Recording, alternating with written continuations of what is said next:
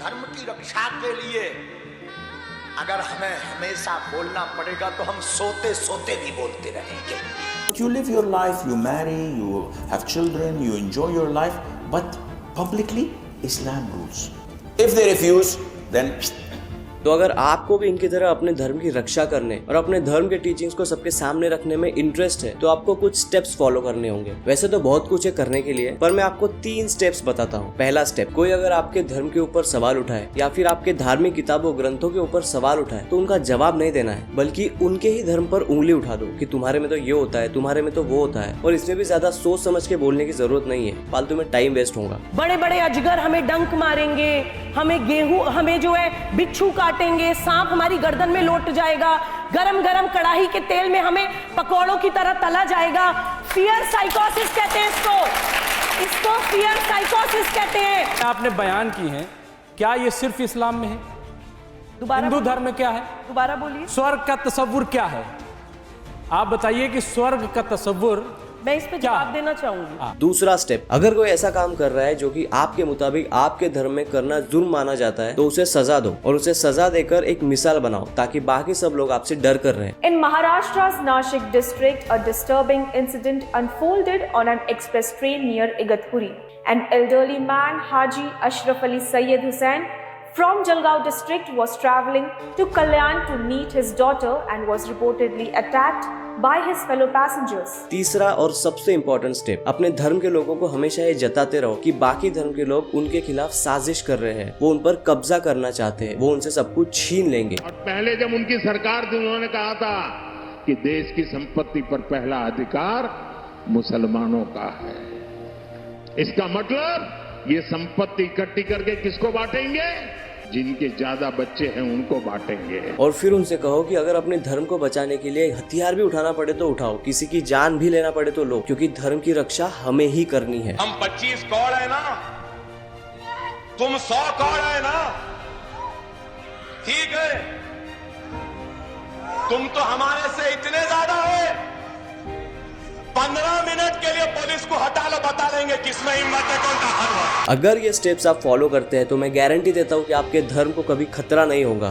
क्या बात कर रहे हैं? अब बहुत से लोग बोल रहे होंगे कि ये क्या बकवास कर रहा है, पर सच्चाई यही है। इसी तरह के कदम उठाते हैं लोग अपने धर्म की रक्षा करने के नाम पर। उन्हें लगता है कि उन्होंने धर्म को बचाने का ठेका ले रखा है, अगर वो अपने धर्म को नहीं बचाएंगे तो बाकी धर्म के लोग उन पर कब्जा कर लेंगे और इसकी वजह से रिलीजियस हेट्रेड बढ़ते जाता है। और इसका फायदा उठाते हैं कुछ गिने चुने लोग, और यही गिने चुने लोग होते हैं जो ये सब कचरा लोगों के दिमाग में भरते हैं। पर लोग इन सब पर विश्वास कर क्यों लेते हैं और कैसे करोड़ों लोगों को इन्फ्लुएंस किया जाता है, ये समझने के लिए हमें ह्यूमन नेचर और ह्यूमंस डिफरेंट सिचुएशंस में बिहेव कैसे करते हैं ये समझना होगा। बेसिकली हमें ह्यूमन साइकोलॉजी को थोड़ा समझना होगा। इस वीडियो में हम कुछ साइकोलॉजिकल एक्सपेरिमेंट्स और रियल लाइफ एग्जांपल्स को एक्सप्लोर करेंगे। ये हमें ये समझने में हेल्प करेंगे कि लोग आखिर सोचते कैसे हैं, कैसे उनके विचारों और डिसीजंस को मैनिपुलेट, इन्फ्लुएंस किया जाता है। तो चलिए समझते हैं इन बिहेवियर्स के पीछे के असली सच को।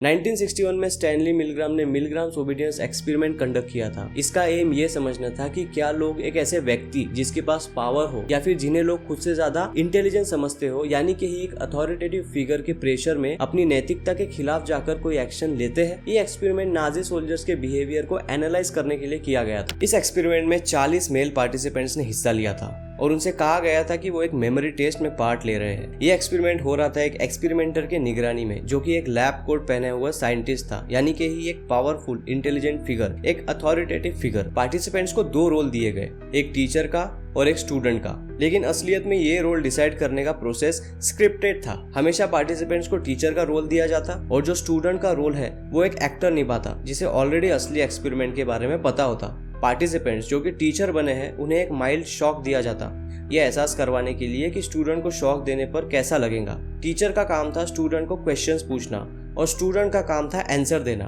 और अगर आंसर गलत है तो टीचर स्टूडेंट को एक शॉक देता। जो शॉक देने की मशीन थी वो 15 वोल्ट से 450 वोल्ट तक शॉक देने के लिए डिजाइन थी और उस पर लेबल्स भी लगाए गए थे, माइल्ड शॉक से लेकर सीवियर शॉक तक। टीचर और स्टूडेंट ये दोनों एक दूसरे को देख नहीं सकते थे, उनके पीछे एक दीवार थी, पर एक दूसरे को सुन जरूर सकते थे। पार्टिसिपेंट जो कि टीचर था जब सवाल पूछता, आंसर देने के लिए स्टूडेंट को उसके सामने रखे ऑप्शंस में से एक ऑप्शन चुनना होता।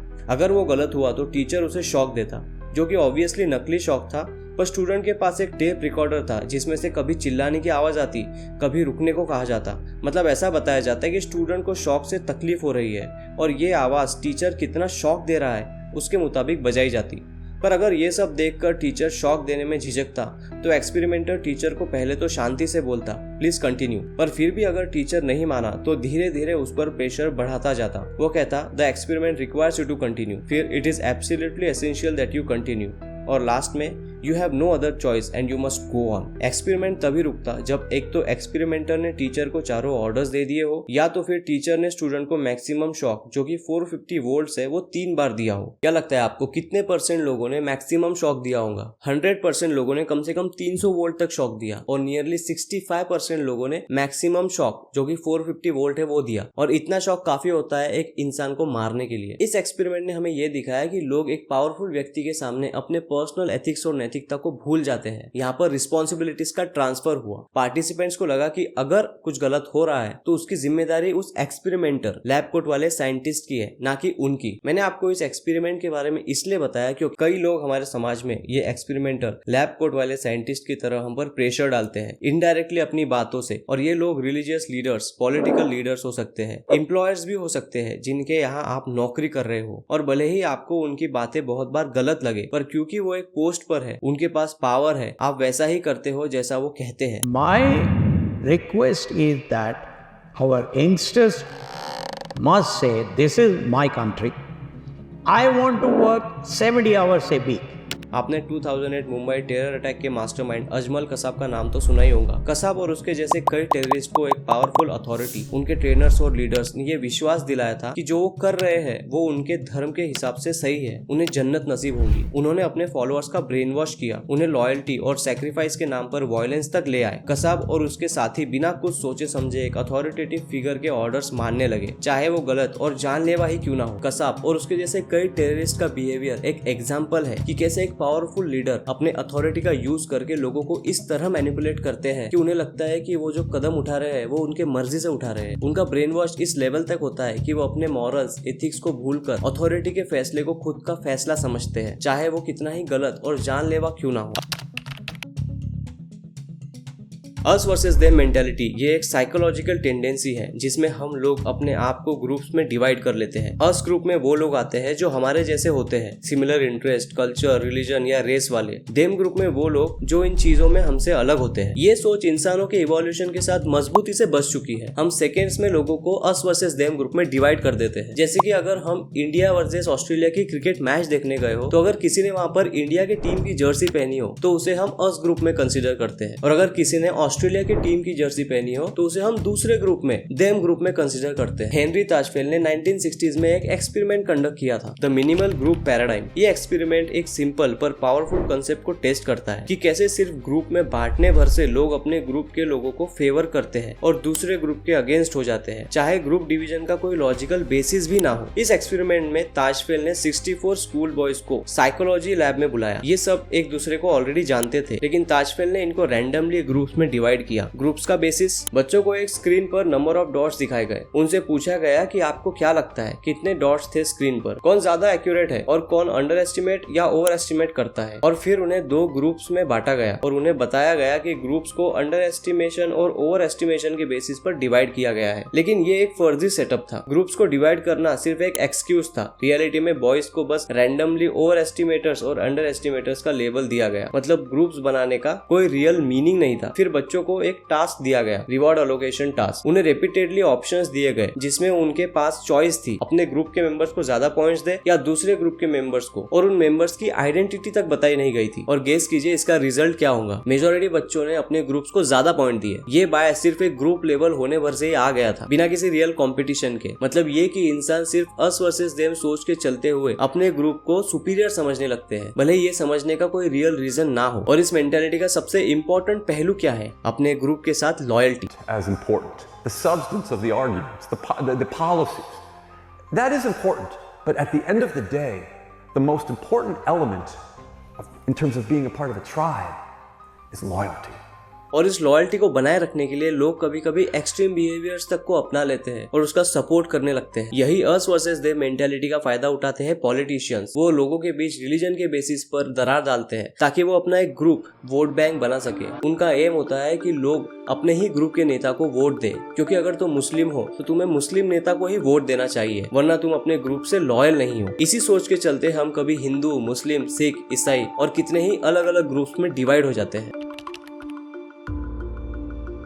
तीसरा टर्म कंफर्मिटी एक साइकोलॉजिकल कंसेप्ट है जो दिखाता है कि कैसे लोग एक ग्रुप के प्रेशर, इन्फ्लुएंस के नीचे अपने विचार, फैसले और बिहेवियर को बदल देते हैं, भले ही ग्रुप गलत क्यों ना हो। इसके ऊपर एक एक्सपेरिमेंट किया गया था, एशेस कंफर्मिटी एक्सपेरिमेंट। 1950s में सोलोमन एश ने इस एक्सपेरिमेंट के पार्टिसिपेंट्स को एक सिंपल टास्क दिया। उन्हें 2 कार्ड्स दिखाए गए, पहले कार्ड में 1 लाइन थी और दूसरे में 3, और उन्हें पूछा गया कि बताओ दूसरे कार्ड में से कौन से लाइन की लेंथ पहले कार्ड की लाइन से मैच करती है। ये एक्सपेरिमेंट 123 पार्टिसिपेंट्स के साथ किया गया और हर एक पार्टिसिपेंट को एक अलग ग्रुप में रखा गया था जिसमें 6 से 8 लोग थे, और ये ग्रुप में पार्टिसिपेंट्स को छोड़ के बाकी सब एक्टर्स थे। ग्रुप के लोगों को इस तरह बिठाया गया था कि पार्टिसिपेंट को सबसे लास्ट में आंसर देने का मौका मिले। शुरू के राउंड्स में सब कुछ ठीक था क्योंकि सारे लोग सही जवाब दे रहे थे और पार्टिसिपेंट भी, लेकिन बाद के राउंड्स में ग्रुप के एक्टर्स ने जानबूझकर गलत जवाब देना शुरू किया। यहाँ असली पार्टिसिपेंट के सामने एक चॉइस थी, अपनी जजमेंट को फॉलो करे या फिर ग्रुप के साथ चले। 23% लोगों ने हमेशा सही जवाब दिया बिना ग्रुप की बात सुने। 72% लोगों ने कम से कम एक बार ग्रुप के बहकावे में आके गलत जवाब दिया और 5% लोगों ने पीयर प्रेशर में आकर हर बार गलत जवाब दिया। इसका रीजन सोशल प्रेशर और अपने जजमेंट पर doubt.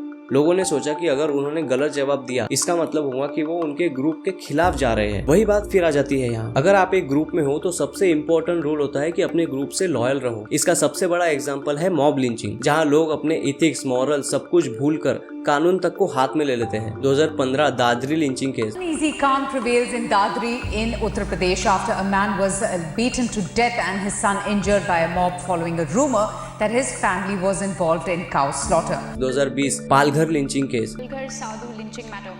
2 sadhus and their driver were traveling through a Palghar on the 16th of April when they were attacked by a mob at Gadchinchle in Palghar. याद है ना, जहाँ बस एक मिस इन्फॉर्मेशन के बेसिस पर किसी को जान से मार दिया गया बिना सही गलत समझे। क्यों? क्योंकि ग्रुप के कुछ लोगों का कहना था कि उन लोगों ने जो किया वो गलत किया, तो बाकी सब लोगों ने बिना कुछ सोचे समझे अपने दिमाग को साइड में रखकर ग्रुप की बात सुनी और उन्हें मारने लगे। ये group mentality, human nature, behaviour, एक अथॉरिटी की बात सुनना अपने आप में सही या गलत नहीं है, बल्कि इसका यूज किस तरह किया जा रहा है वो सही या गलत होता है। युवल नोआ हरारी अपने बुक सेपियंस में कहते हैं कि इंसानों की unique ability to form groups और कोलैबोरेशन करने की उनकी खूबी उनके सर्वाइवल का एक मेजर रीजन था। एक छोटी सी चीज, गॉसिप, ने इंसानी इवोल्यूशन में एक इम्पोर्टेंट रोल प्ले किया है। जब 2 लोग किसी तीसरे इंसान के बारे में बात करते हैं, अच्छी या बुरी, तो उनके बीच एक बॉन्ड क्रिएट होता है और यही बॉन्डिंग उन्हें एक स्ट्रॉन्गर ग्रुप बनाने और ट्रस्ट बिल्ड करने में हेल्प करती है। ये एबिलिटी टू बॉन्ड और कोलैबोरेशन ने ही होमो सेपियंस को बाकी ह्यूमन स्पेसीज से ज्यादा सक्सेसफुल बनाया है। बिना इस मेंटेलिटी के ना तो सिविलाइजेशन होती और ना तो होमो सेपियंस इतनी ज्यादा तरक्की कर पाते। तो अगली बार आप किसी को या खुद को रिलीजन के नाम पर एक्ट करते देखे तो एक सेकंड के लिए सोचिए कि क्या ये सच में रिलीजन, धर्म के बारे में है, उसके हित में है, या फिर मैं किसी के इन्फ्लुएंस में आकर कुछ कर रहा हूँ। ह्यूमन टेंडेंसी जैसे ग्रुप आइडेंटिटी और ओबीडियंस पावरफुल है, लेकिन हमारी एबिलिटी टू रिफ्लेक्ट और चॉइसेस लेने की क्षमता भी उतनी ही पावरफुल है। तो इस पावर का यूज लोगों को बांटने के बजाय लोगों को जोड़ने में किया जाए और सोसाइटी को एक सही राह पर ले जाने में किया जाए तो ज्यादा बेहतर होगा। तो जाने से पहले अगर आपको वीडियो पसंद आया हो तो एक लाइक जरूर कीजिए और सब्सक्राइब करना ना भूलें, क्योंकि ऐसे इंटरेस्टिंग और फुल ऑफ इन्फॉर्मेशन वीडियोस अब रेगुलरली इस चैनल पर अपलोड होने वाले हैं। और जो वीडियो में हमने टर्म्स डिस्कस की है उस पर आपके क्या विचार है वो कमेंट्स में जरूर बताइए। तो चलिए मिलते हैं नेक्स्ट वीडियो में।